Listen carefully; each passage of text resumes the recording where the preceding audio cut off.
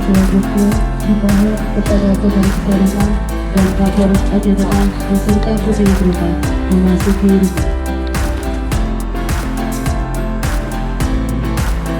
bukan semua doa saja panjatkan kepada pas juga berperasaan. Jadi kami senantiasa setiap hari Jumat berkeliling untuk mencari keluarga kita, saudara-saudara kita yang memang membutuhkan bantuan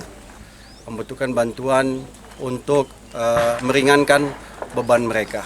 Jadi dengan seperti itu terketuklah hati kami keluarga besar Polres Aceh Tengah untuk bisa membantu membangunkan satu unit rumah kepada ibu ini. Dan pembangunan ini pun sendiri bersama-sama dengan semua masyarakat di Kecamatan Celalah, utamanya di Kampung Celalah.